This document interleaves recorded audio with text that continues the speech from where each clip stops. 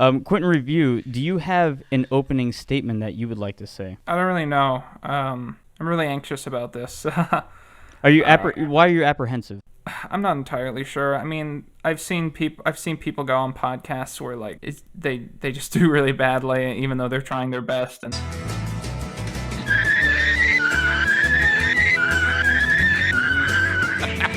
before anything else, I wanted to say that a lot of people figured out that I used to be a certain way on YouTube, and now I've sort of evolved to a different person with different perspectives. So, here's the thing. I fucking hate Trump. And I guess I've really been pushed away from everyone the last month and a half because he makes us all look like backwards idiots, and frankly, the fact that he got elected means that we probably are all backwards idiots. You could put half of Trump's supporters into what I call the basket of deplorables. Overall, I would be a much happier person if we found a way to deport him from every position of power that he has ever had. You can't even get mad anymore about this stuff, because it's like if I got mad about stuff like that, I would just I'd just be like a very unhappy person all the time. Quinton Reviews, an up-and-coming YouTuber who reviews movies and does make other sorts of videos on his channel. On YouTube, he currently has around 300,000 subscribers, and recently he's been caught amidst some controversy and some things he said in videos. Now, before I go on beginning my critique of Quinton Reviews and why I think he's lying, I want to make it very clear that the clips used in this video are for critique and review, and are thus protected under fair use. Now, while Quinton has been known to DMCA videos, I'm sure he would never stoop too low to try and take down a video of someone criticizing him. So Quinton Reviews was recently on a podcast at the State of YouTube channel. It's a podcast run by Lemon Ralph, and the YouTuber who was recently deleted from YouTube. Unfortunately, Mumkey was not on this podcast, and no one really seemed to call out Quinton on his lies, so I'm going to do that here and provide evidence as to why that is the case. So one of the first things we're going to review is the tweets he's made and what he says about those tweets. One of the subjects of discussion was the tweet he made when Monkey Jones himself was removed from YouTube. Here it reads, Quinton Rudolphs, that face when the YouTuber who bragged about having more followers than you in a stream and called you a fat cuck for being anti-transphobia gets his channel deleted. So essentially he was celebrating another user being taken down from YouTube. Now in his defense, he does issue an apology, and that's the only thing he actually apologizes for in this video. The reason I felt comfortable making that tweet was A, because I didn't think that Monkey's situation was permanent. I thought he was like half a day away from getting his channel back. And B, because I felt that his language against me was just as dismissive. And here you start to see the first pattern of behavior that I've noted. One of his rationalizations for why he felt it was okay to make fun of Monkey Jones at the time was that because Monkey Jones had been just as dismissive. This brings up the pattern of thinking, two wrongs make a right.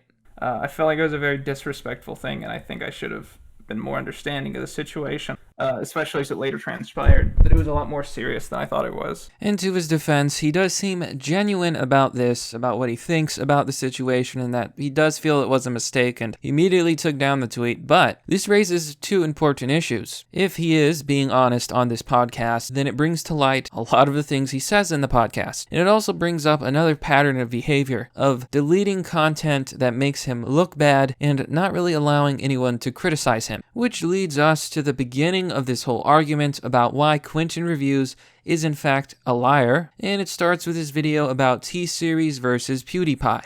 A couple weeks ago, I believe, you uploaded a YouTube video regarding PewDiePie versus T-Series, and in this video, I believe you called the whole sub to PewDiePie movement immature, and if I'm correct, it led that video to get a lot of hate, and you decided to take down the video. Following you taking down your own video, people tried to re-upload the video, and you used the DMCA system to take down those re-uploads, knowing that the DMCA system is it's a very contentious issue on YouTube. Lots of YouTubers have been kind of terrorized by it. The second is appeal to the masses. He makes the claim that because other big YouTubers have used DMCAs to take down videos, that it's completely okay for him to do so. That if everyone is doing it, that makes it okay for him to do it. And I feel like that's been a thing that a lot of YouTubers have done over the years. I mean, Filthy Frank was pretty equally famous for being someone who would take down re-uploads of his taking down content. I didn't really realize it was that controversial that I took down a re-upload of my own video. However, if you do this, you really make it look like you're trying to stop people from criticizing you. You're trying to hide your shame, so to speak. I've thought about maybe at a time where I'm not getting a lot of heat of releasing some of those claims because it was just 2 of them. And his following statement really confirms my suspicion that the only reason he's issuing these takedowns and getting upset that people are re-uploading video footage he's trying to hide is because he's trying to hide something. He doesn't want the criticism. Now, let me make something really clear. Normally, this is fine behavior. We all make videos that we're not proud of. Videos that may not be up to par. For all I know, this video might be complete crap. However, he makes it pretty clear that he's not going to release those claims at a time that everyone is mad at him. You know, with these statements, he's basically confirming that the reason he took it down in the first place was to shield himself from criticism. But I feel like I don't want to do it at a point where like everyone's actively going after me because I don't want that to be the reason why I'm doing it.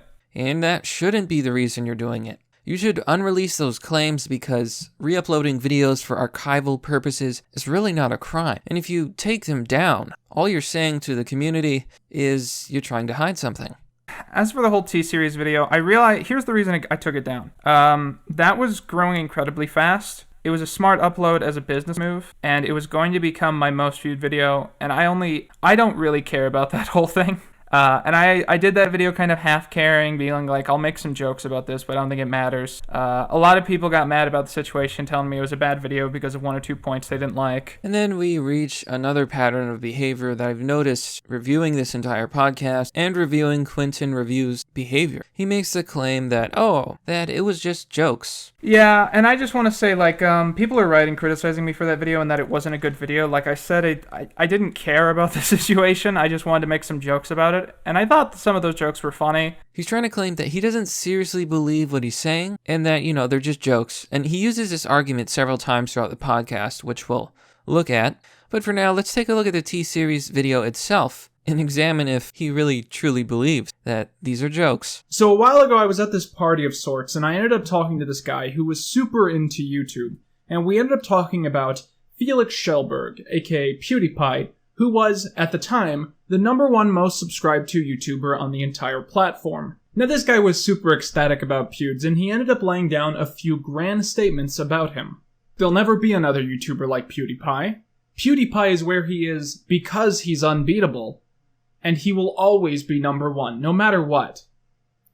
I didn't say anything, but I pretty substantially disagreed with all of those things. I guess I've been doing YouTube so long and I've been researching the culture so long that I no longer see individual successes as actual representations of merit. Instead, I see them very cynically as repercussions of cultural events and changes on the website. So he states in the video that he's cynical about success on YouTube and platforms like it being a result of merit. He makes the claim that it's due to cultural changes and, other such stuff, basically saying that it's down to luck and down to manipulation of the site's algorithms. While this might not entirely be false, it does downplay the importance of effort, character, and charisma that YouTubers or people on any platform making content bring to the table. PewDiePie is #1 because around the time that YouTube switched from maximizing clicks to maximizing watch time, he started uploading long-form Let's Play content. First off, that's not the reason that PewDiePie became so popular. It's not just because he made Let's Plays. One of the reasons why he became so big, in my opinion, is explained on another video. Now, just a little disclaimer. I hate game theory. I think they're content thieves who steal people's ideas and theories and present them as their own for monetary gain, but that is neither here nor there. Let's see what they have to say. Out there. Well, there's one other reason the algorithm loves PewDiePie. He's international. You see, YouTube promotes channels locally. If you live in California, your videos will be served up in California more frequently than in other areas of the US. And if you live in the US, your videos will stay in the US until you gather enough views from other countries to merit them sharing your stuff there. PewDiePie has a unique advantage over most other channels because YouTube considers his channel Swedish, since he started it when he was living in Sweden. Makes sense. Since then, he's moved, meaning that he lives and uploads from Italy, but he also speaks English. So, since YouTube promotes locally, he was able to gather a strong Swedish following in a market where there was less competition, but now that he uploads from Italy, he gets promoted there, and since YouTube is most heavily used in English-speaking nations, he had a much easier time crossing into the US and UK than a channel from here would have doing the reverse. In short, by moving, he was able to conquer viewers from all around the world to add to his fan base, which in turn all fed back into the retention loop, prompting YouTube to skyrocket his channel in multiple countries to the top of the charts. So as you can see, the real reason for PewDiePie's success, other than the fact that he's put lots of effort into his videos, interacting with his fans, and just put a lot of work into making videos, which does show that it is actually merit, because PewDiePie wouldn't be where he is today without actually giving effort. It was essentially a mix, a perfect storm of different events that aligned, and PewDiePie rode the wave and grew as big as he is today. The assumption that no one can pull off what he's done is frankly rather pompous and preposterous, and the specific claim that no one would ever be able to beat him was obviously pretty short-sighted. So first of all, I find you pompous and short-sighted. Second of all, I don't think you're joking in this video, and as we go on and look at it, we're gonna see how this really is just a lie. That, oh, everything I was saying in these videos and my tweets were just jokes. And honestly, when you say it's preposterous that no one could grow as big as PewDiePie, it really just makes you seem jealous of his success, and I think you're projecting a little bit, because deep down, you want to be just like PewDiePie. You want to be just as big. There's been this great mystery as to who T-Series is and why they've become so popular. Specifically, PewDiePie's confusion has gone far enough that he's openly campaigned against them and has shared Reddit conspiracy theories about the situation in his own videos. This is not nothing. Don't listen to this. I just want to ask you guys, because on my Reddit, there's been a lot of posts talking about how if you create an account in India or the Middle East, you will be automatically subscribed to T-Series. So there's this great misconception among some content creators that YouTube is a giant pool of viewers, and all the viewers find content in the same way, and they all find the same content creators, and the game is to get the attention of as many people in this one pool as possible. This is not what it's like at all. So far in this video, do you guys feel like this guy is joking or making jokes about the situation? Or does it seriously seem that he thinks Felix is confused, that he doesn't understand what's going on, and that, oh, PewDiePie thinks there's just one big pool of YouTubers and he's fighting over them with T-Series? It's clear that he's misunderstood the joke. He's misunderstood the meme. Felix himself has said, I don't really care about being number one, I don't care about T-Series having more subscribers, I just do it for the meme. And here Quinton Reviews not understood the meme, not understood the joke, and is making this video in a very serious educational manner. So again, I do not believe that this video was just jokes. I do honestly think it's kind of cool that the top list of all YouTubers now includes people who aren't exactly enjoyed in this specific culture, as if to say, YouTube is a worldwide platform, and just because it's not watched in America doesn't mean it can't be one of the most popular channels. Ironically, a long time ago, PewDiePie actually predicted that the next person who was number one wasn't just going to be a white guy. He posed it like an insane conspiracy theory, which I think he was being sarcastic, but still it was kind of weird. YouTube wants my channel gone. They want someone else on top. Someone really extremely cancerous. Like Lily Sinks. I'm white.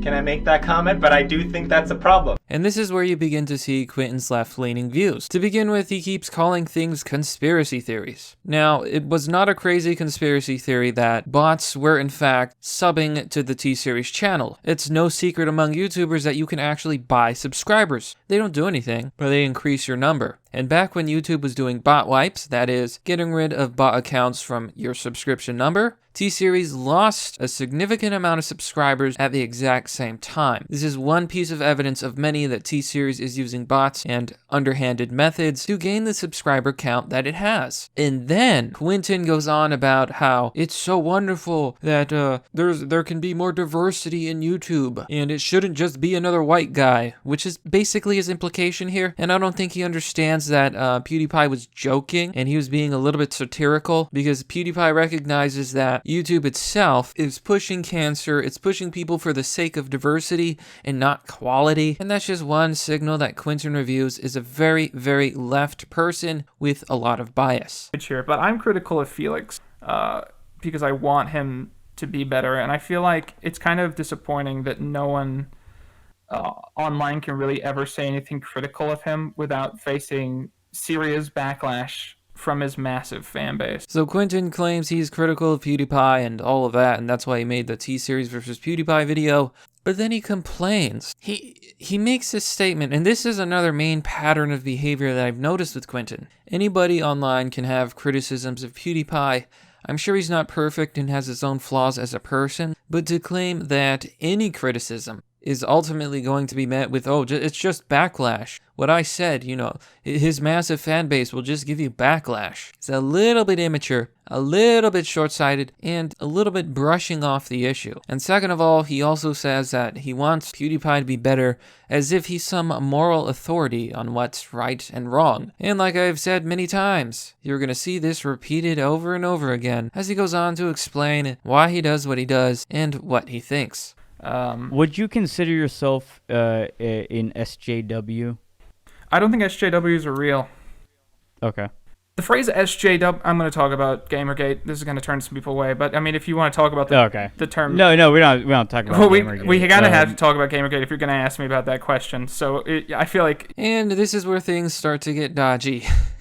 He's asked the question, are you an SJW? And he has shown signs of actually being an SJW, a social justice warrior who cares about these issues deeply and wants to push their ideology on everyone else. And then he claims, oh, I don't believe SJWs exist. That's usually the number one sign that someone is an SJW. And then he brings up Gamergate. Ooh, things are getting kind of dicey, aren't they?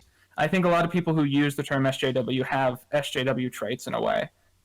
And so that's why I don't really believe in the phrase anymore. And maybe so far you think, well, what Quinton has been saying really isn't that bad. Maybe, just maybe, he has some sense. But unfortunately, it only gets worse. I believe you portrayed it as a joke, but a lot of people certainly didn't interpret it that way, where basically it ended up with you calling JonTron racist.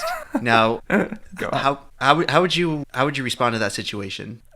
I mean, JonTron went on a podcast and he said literal white supremacist talking points word for word. He said white people should be able to fight for their continued demographic majority, aka supremacy, in the United States. He then went on to try and back this up by saying things like, he started trying to make these claims about black people in the United States, and he was like black people commit more crimes, and that's not a systemic thing.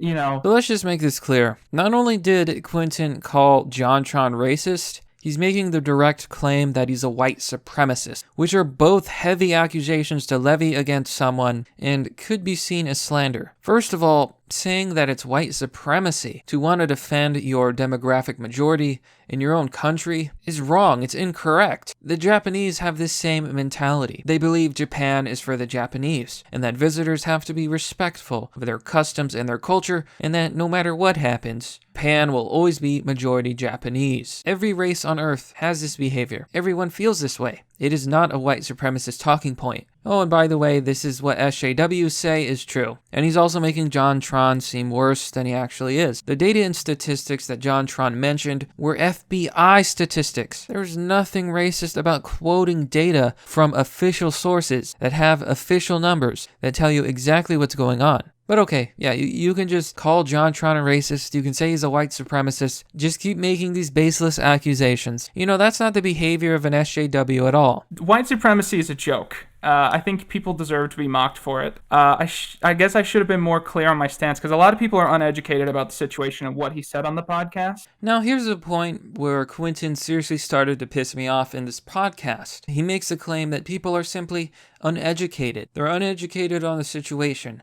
They're uneducated in general. He's directly making the claim that the viewers and the audience who are criticizing him, criticizing his behavior, criticizing his words, are too stupid to have the correct opinion. But I just feel like he deserves to be mocked for everything he's done. And I just feel like Quinton Reviews deserves to be mocked for everything he's done. And I understand that a lot of the hate has come from the fact that people, again, are not educated on the situation. They're not educated on why people are upset at him. Democrats will sweep the next election. Their communities will die out as we liberal big city people use our superior education and intellect to make robots that take over their crappy jobs. And the working class white culture that voted for racism will be forever gone. Rural and suburban retards voted for Trump. Progressive city people all voted for Hillary. #resist. It's a smug aura of superiority and self-righteousness that really starts to bother you as you listen to what he has to say. So there's a lot more to this podcast, but honestly, I do not feel like going through the whole thing.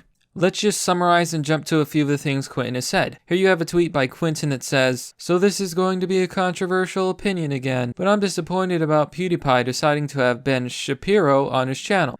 Ben Shapiro is a transphobic and occasionally racist egghead. When you have him on your show and you humanize his platform, you help him grow. I understand that everyone is going to scream, freedom of speech, Quinton, freedom of speech, but I'm not calling for him to be banned. I just think that when we ignore huge flaws in public figures to make connections, we're selling out to a cult of hatred. It's not worth it. I always hear my YouTuber friends say, well, I don't care about politics, so I'll know anybody. But it's hard to stand by that when it's a bigot, because you're basically saying, well, he likes me because I'm not in the category of person he hates, so it's fine. And that's the main pattern of behavior that I've noticed about Quinton. He's extremely quick to call anyone who opposes his left-wing opinions a bigot, a racist, a transphobe.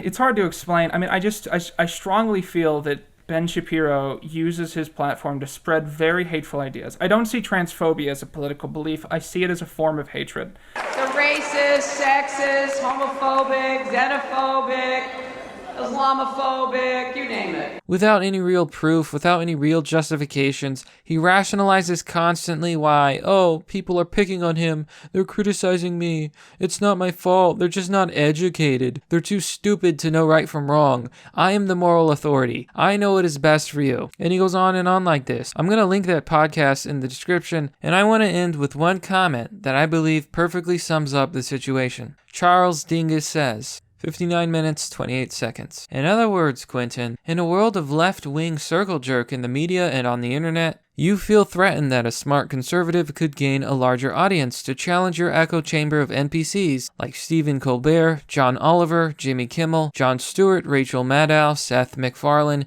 and Amy Schumer. If you were so confident in your political opinions and believe that you're right, you wouldn't be so fragile and feel threatened by Ben Shapiro. Your statement is proof positive that you're afraid of the leftist media being challenged by dissident opinions. Thus, you want the opposition to be silenced. And quite frankly, I think the reason why you SJWs are so threatened by Shapiro especially is because he's a Jew. You can't play the oh my god you're a Nazi card against him, which means you have absolutely no valid arguments to use. And frankly, that's the way the cookie crumbles. I don't think Quinton Reviews is a bad guy. Or rather, I don't think he intends to be a bad person. I do, however, think that he's stuck in the leftist echo chamber. He has very left-wing opinions, and he seems to be teetering dangerously on the far left. He calls everyone who disagrees with him all these sorts of names. I highly doubt Ben Shapiro is a transphobe, as Quinton likes to claim. He simply believes that there are two genders, male and female, and simply changing your body does not actually change your sex. This is an argument that aligns with the facts, and it does not make you a transphobe. People like Quinton really need to stop claiming that everyone who disagrees with him is a racist, misogynist, transphobe, white supremacist, this and that, because it's slander. You're throwing these claims just because people disagree with you. You can't take criticism. You can't take people reviewing you like you review and judge everything else. So you know what, Quinton? You need to get off your high horse. You need to stop thinking you're better than everyone else. And you need to drop that superiority complex. Or don't. You're free to do absolutely whatever you want. Just don't be surprised when people call you out on your bullshit.